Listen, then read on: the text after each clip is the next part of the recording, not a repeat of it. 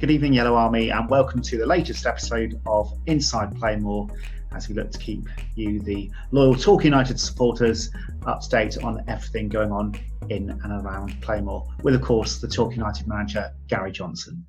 Here's what the gaffer had to say this week. How's your week been, Gary? Very good, actually. I mean, obviously the weather's been nice. We're sort of lucky enough to have a bit of a garden, but we've also still been out on our usual walks. I've done a little video and I for the fans over 60s that they mustn't get involved with. Just see it with a smile on your face. It's not going to help you get any fitter. Probably put you in the hospital. Yeah, I've been carrying on little things that I do with the family. My mum and her sister are in their 80s and they're sort of on their own at their home. So I do a little bingo session for them every week, twice a week, Mondays and Thursdays, and they really look forward to the conversation and b the bingo, and then we end up with a quiz. It's always my mum and her sister, and then we had special guests. So it might be your turn next week. So be ready for the call. But we call it GJ's bingo, and it's every chance bingo, because we've only got 4 cards, so it gives my mum or her sister every chance to win, so it makes them happy. we have a fiver a line, fiver a full house, and a fiver if you win the quiz. So there's 25 quid up for grabs each week. We've done it for 10 weeks, so you can imagine I might have to stop it soon. Well, it sounds like you're busier than ever, Gary. Well, that's true, really, because funny enough, we've been having Zoom meetings with the staff, just to make sure that as things develop, it's important that we all discuss what the Premiership are doing, we discuss what the Championship are doing, and then we have to sometimes second guess as to what the National League might be doing. But we're a little bit further down that road now, and the lads have been talking to us about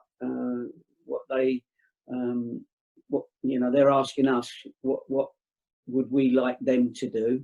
So there's little things that we can give them, and they can talk amongst themselves. So I think we all feel that it's not a million miles away now. And just what we said before, if we're looking at, I think the cup final is going to be August the 1st or something. I know Lee's games now in the Championship are going to start on the 20th of June, Premiership on the 17th, obviously with the 20th of June when everybody plays. So I'm hoping that we may miss the first month of July as a National League, but I'm hoping that we can all get back in early August and maybe start the games sometime early in September. That's always been in our mind, in our thoughts. And as that gets closer, we get more and more exciting. Do you envisage pre-season following a similar pattern to usual, or do you think it's going to be truncated for everybody and everyone will have a shorter pre-season?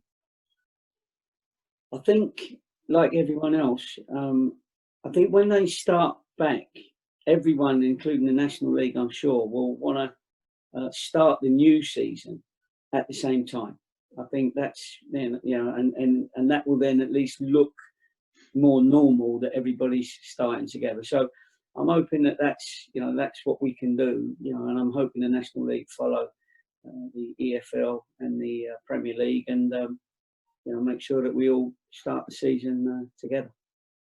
Because like you've mentioned, it will be a pre-season unlike any other. There won't be any of the trips to the local trips for the Yellow Army to go to places like Buckland and Bideford and all of that this year. Yeah, no, I mean, it'd be too much to hope, for spectators to be around at that time. We hope they would. I mean, it'd be fantastic. And if by September people don't have to keep self distances or can actually go to games, we don't know any of those sort of rules yet. But the lads are going to need to play pre-season friendlies, whether they're behind closed doors or what, we won't know yet.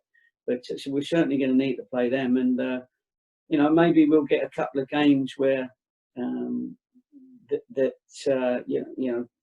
clubs where for a start, we're hoping to have enough with our young lads as well that we can play games amongst each other.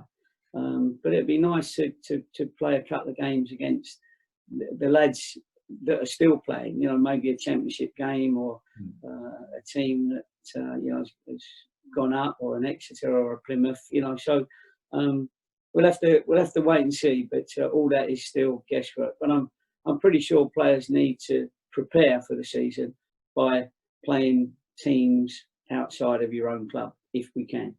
Yeah. Now, last week, of course, we touched upon the return of the Bundesliga over in Germany. And this week, as you already mentioned, came the news that, subject to government approval, the Premier League will be returning here in England beginning on Wednesday, 17th of June. What are your thoughts on that?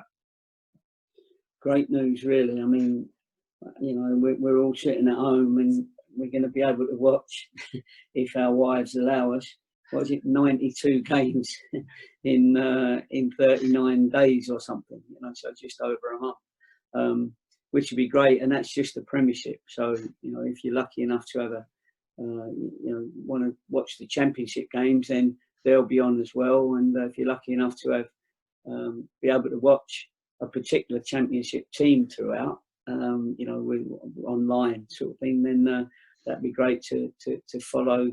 For me, obviously, it's Bristol City, follow Lee's and his team's progress in their hope to get into the playoffs. So there's plenty of football, mate, that's for sure. And I was really pleased for ourselves as well, really, in a way that we know that if they start and it goes well, then it just brings the start of the National League a little bit closer.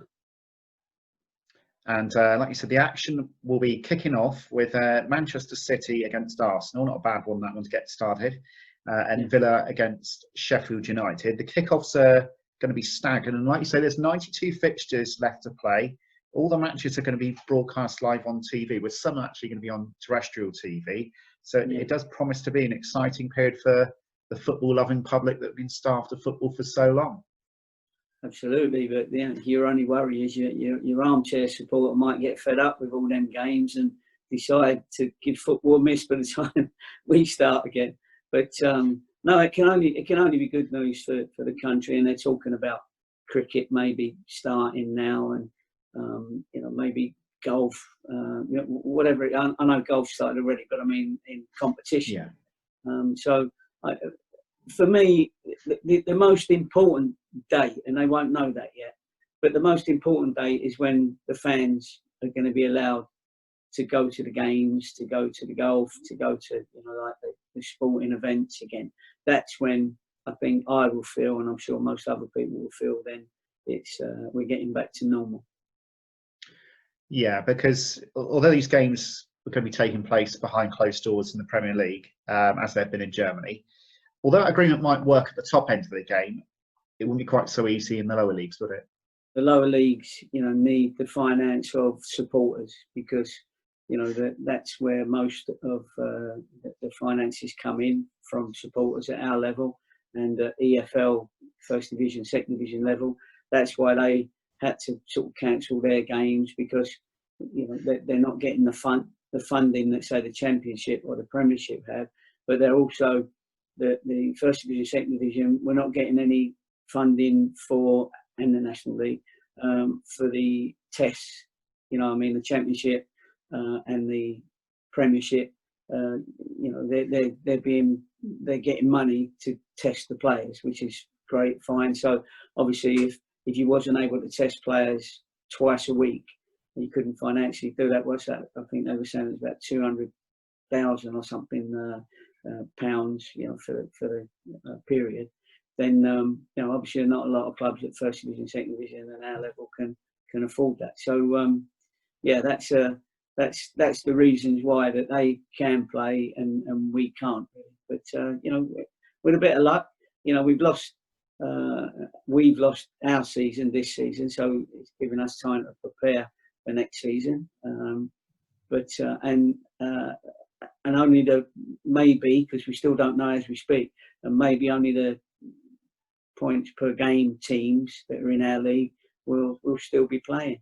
But I'm sure it's been very difficult for teams that have been waiting for the playoffs. They've been waiting to see whether the playoffs are going to happen. To retain their squad. It must be to retain their fitness.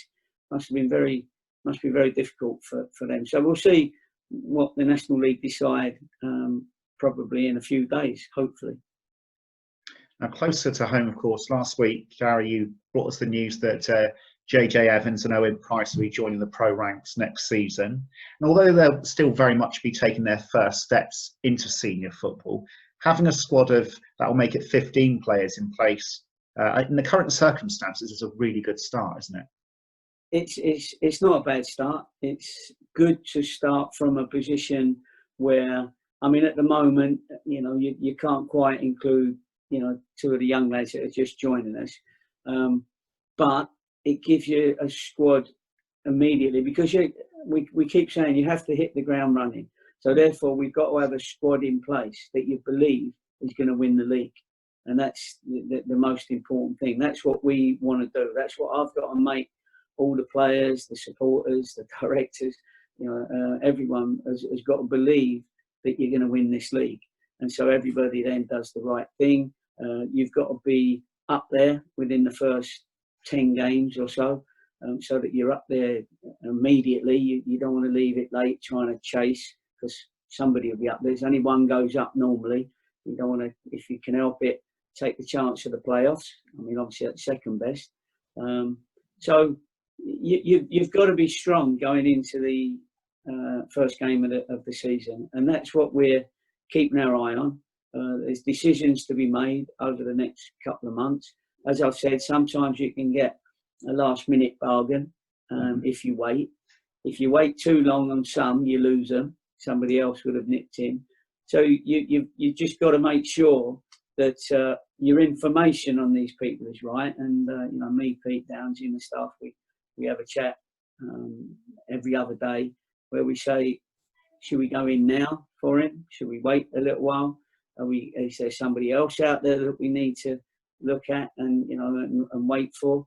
So we have to make little tentative inquiries all over to see who's a possible, who's a probable, and who's not any chance at all, and who's in between no chance at all and a possible sort of thing, which is another area you have to look at, because sometimes we also have that problem of our location, of course. So we have to make sure that somebody who's had a free from the first division is probably on 3 times more than what we can pay him. As I've said before, him and his wife probably live near the wife's relatives up in Manchester or Liverpool or something.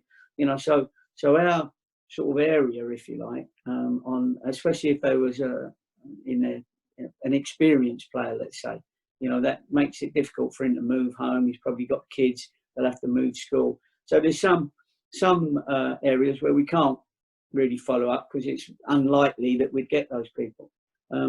But we all feel that we do need a couple more experienced players, warriors that have been there and done it. And so that's what we're sort of homing in on at the minute. We've got some real quality young players, in my opinion, that'll only get better from last year's experience and even the year before experience when we won the league. And they'll be much better for it. And I just think we need to add a little bit of experience.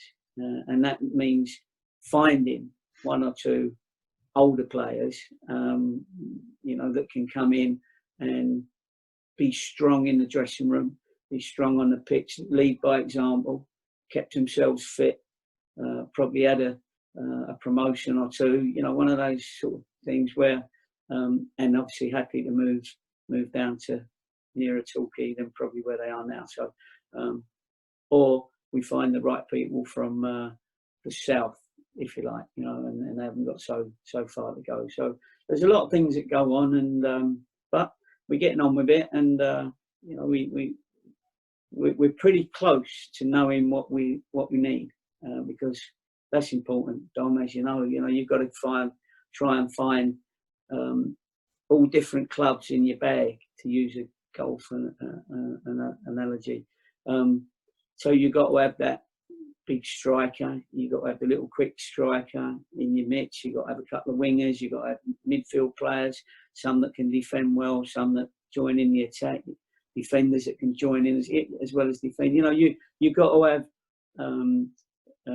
big centre halves, as well as clever centre halves that don't have to be big.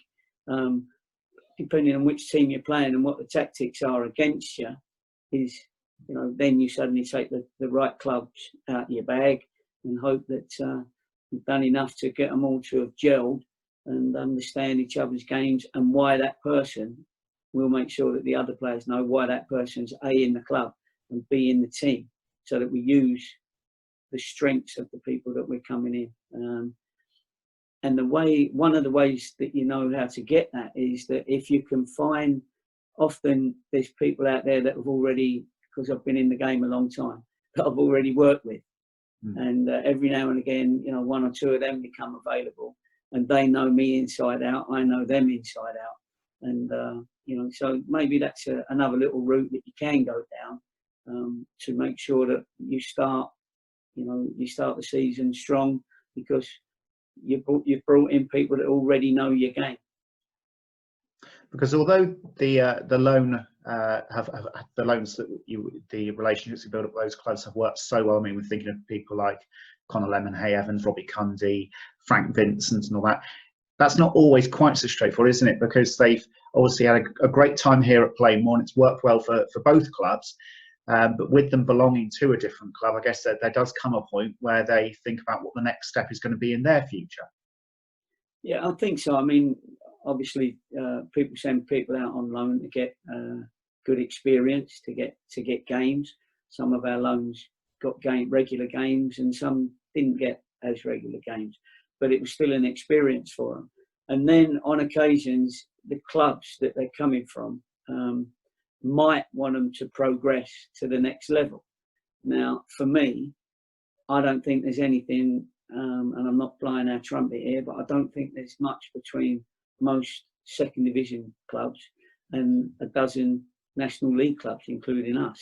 So I really feel that if somebody was happy playing for us and enjoying their football and getting regular games, then we would still be a fair bet for them, a good, good thing for them to rejoin us, because, you know, they were part of what we did last year and some the year before as well, in the sense of Connor. And hopefully they see us helping their careers. I mean, I've had lots of loans, and I haven't done a list, but I could do a list if you ask me, of players that I've had on loan over the years that have become Premiership players, Championship players, and it's always nice to play a part in their progress. But I think some need more time in playing games at somewhere where they trust the manager's pushing them, the manager's working them as if they were at the club that they've come from. And I think that's why clubs are happy to loan people to us, because they know, we're doing the right things for the right reasons for their player. I guess the other argument is, and it could very well work in our favour, is that with so many players likely to be out of contract, there may not be so many opportunities out there to find places in other divisions squads. No, that's right. I mean, as we said before, some people are going to be left in a pretty precarious position when all the league's players' contracts finish on June the 30th. So I'm sure there's a lot of agents out there at the moment that are desperately trying to, get an idea of which clubs might be interested in their player. Now, obviously, the top players will probably be snapped up pretty quick by people in and around the level that they're playing at, whether it be first division, second division, or whatever. But there's always a chance to get that good young'un as well, which like the ones that we've had in was like Connor was a good young'un, Jake originally, Frank. I don't want to sort of leave anyone out, so you can think of anyone yourself. But and then you got the experienced one, like we had late on in Gary Warren, for instance, who came in and did well for us. So there's all different ways of building a team, and as I said, it will be quite a little bit smaller the squad, but with more quality, because obviously we have to watch what we're laying out financially to players. So some people come under our umbrella, and some are away with the fairies, and we'll obviously want a lot more than what we would be willing to offer.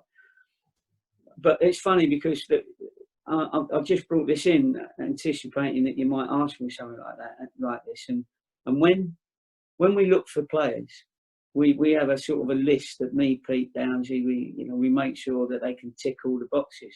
So we look for the fit player. So the one that you look at his picture, you see that he's got gills, and he's not eating properly, and he's got a little tummy, and he's got a beer in his hand or something.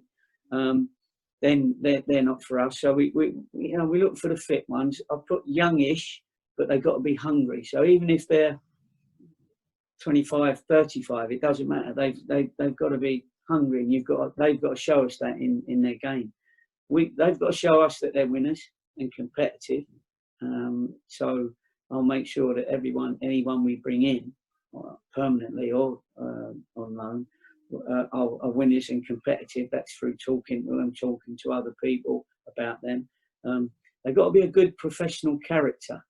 That means that they have a good life, a good professional life outside of the club, so that we know that they are, they can be as ambitious as you like and hungry and committed. But they've got to be able to show that in what they've done previously. Do you know what I mean? I can't say at 34, yeah, I'm coming to you, yeah, and I'm really going to give it a go. Yes, I'm ambitious. And when, that wasn't the case for the 5 years previous to that. So they've got to be respectful, because that's massive for us. We want to make sure that we have teammates that we can rely on. So they've got to respect the fans, the board, the other players. So they've got to be nice people. And what we do is we watch a lot of interviews of players that we're interested in signing, and you can often see their character and personality come out in an interview. They've got to be able to be motivated. So we got to believe that when we put on coaching sessions, it's not just to see the 2 hours out of training. They've got to know that we're looking for them to be motivated by the session. Some might not enjoy our sessions, but we've got to make sure that the sessions we're putting on are exactly what the group of people need that we've brought in. I've said they've got to be a team player. They want to improve, whether they're 20 or 30. We want to see them wanting to improve. And if they scored 10 last year, we want them to score 15 this year, if not 20. The person that appreciates the work with them. You know what I mean? We put a lot of work in at our club to our players, and we want a bit of comeback sometimes. And it might be a thank you. It might be, getting us a goal. It might be saying, yeah, thanks for what you told me last week. And somebody who appreciates it. And then, of course, the big thing at clubs like ours is value for money. And that's not always easy, but it's what I've done over the years. And we've sort of used that template, really, as to when we get, as we say, get players on our bus. It's important to us for the way we play and the way we train, and my personality has got a mix with the personality and the character of anybody that we bring in. And often Pete says to me, I say to Pete, Pete, how is he? What's he like? He said, yeah, good player, but you won't get on with him. and then obviously, that's somebody then that we think, okay, Pete knows exactly what we need for a good dressing room. My dad always said he used to have pride in his fish tank. He's still alive. He's 91, and I speak to him every day, and God bless him. And he's still got his faculties and things. And he used to have a tropical fish tank, and he used to say, if you put the wrong fish in the tank, then obviously it disrupts the whole personality, atmosphere. What they call it? What's the word? It just disrupts the tank. It's the equilibrium's not there. And he proved it a couple of times as well, which is a bit sad when he put a couple of tiger fish in and started eating all the others. So But yeah, we got to make sure that you've got the right fish in your fish tank. Yeah, we hope that nobody will be eating anybody alive in the dressing room, like you say. But it's only the opposition. only the opposition. But I mean, it is very important, I say, particularly when people are going to be operating with smaller squads, the amount of research that you've just gone into then, because you can't take that many risks at this level, can you? You've got to do your research. The only risk we had to take last year is when we suddenly got all those injuries over a short period of time, and we wouldn't have been able to have fulfilled fixtures if we didn't quickly get in loans, because even some of the loans we lost, we lost Hawley, Armani, we lost Dizzy, Liam Davis, Ben Winter, Jake Andrews, Busey when he was going well. All of a sudden we just lost our team, and so we had to bring in people very quickly, of which we knew was only going to be short term, and we did do a little bit of work on them, and they were all decent lads, but not quite the same quality as a group as the lads that were injured. I noticed that you said just then that everybody has to buy in the fact that we're going to try it and win the league, and obviously you wouldn't go into a season expecting any less. But do you think that actually this season, in a strange sort of way, the way circumstances have, we're even more better prepared than we were last year, because you've got that experience that the young players have had of playing National League games, whereas although they've done very well at National League South level, it's a totally different beast in the National League, isn't it? Yeah, absolutely. There's a big gulf between the Conference South, with all due respect, just for the fact that we were there was only a couple of full-time teams. Now, if you're doing it right, that should be a big bonus for you. It should be you should win that league. I mean, obviously we had to do unbelievable to go from where we were 14th, and then win the league the way we did. The young boys definitely gain. Over the years, I've had young lads, like I said, on loan, that you think, hey, he's never going to make it, but I'm going to give him a go, I'm going to keep going, and so on and so forth. And then you help them, and all of a sudden, the penny drops. And the lads become... I remember having Shane Duffy from Everton. He was on loan me. Shane Duffy's now at... where is he now? He went to Brighton, and he went somewhere else, didn't he? But anyway, he was at Everton at the time. He's an Irish international. And I brought him into Yeovil. I had to send him home twice because we couldn't quite get on at that stage, and I didn't feel he was enjoying training. I didn't feel he was motivated. Anyway, he went back to Everton. I sent him back, and Joe Royal sent him back. He said, it's exactly what he needs. Keep him. And he came back, and we had a chat, myself and Shane, and he was magnificent at that time when he came back. Once we had the chat, and he realised I was trying to help him, blah blah blah, change his personality a little bit. You wanted him to have his football personality, which was aggressive and strong and will to win, but sometimes that went a little bit over the top, and we just had to sort of rein him in a little bit, training wise, and then I had to change my thoughts to change my mind. So did he had to change his thoughts to change his mindset. And then we got on like house on fire. So, those situations, from all of a sudden, they realise, hold it a minute, I can play here, and this manager's got me to where I want to be. And then, obviously, unfortunately, that's when you lose them.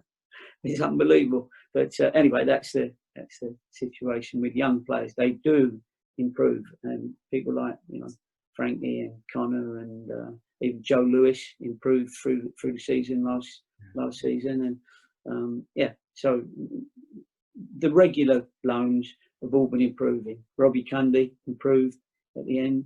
We brought in a bit of experience in Gary Warren, and that helped Robbie Cundy at the time, at the end of the season. So it's there's a lot of things you can do if they're willing to give it a right go. And when that penny drops, if they are good enough, then they've then got the right mentality, an idea of their own game to move onwards and upwards.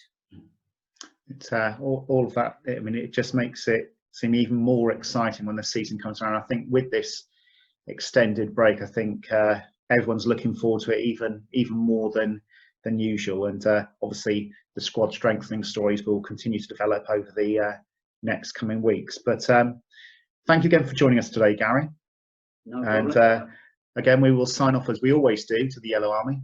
Take care, keep safe, and we'll speak to you all again very, very soon. Yeah, we wish him well, mate, and hopefully we will see him soon. And it's good that we're trying to keep the engagement with the fans. You know, I get a few little texts back from people, and so you know, we know that people watch these little chats, and it's just out there to inform them.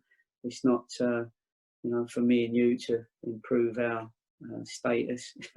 It's just trying to give information and engaging with the fans, and you know, appreciate what you do as well, Dom. You know, because it's been good. I've enjoyed listening to the players myself. You know, little bits and pieces, and whatever they do, don't do my video stuff on the treadmill. It's not as easy as I made it look. But anyway, wish them all well, and see you soon. Well, thankfully, Gary, it looks like we've had a very good response to the fitness video, and no injuries reported just yet. Oh, thank God for that. Well done, mate. Thank you again, Yellow Army, for your continued support. Cheers.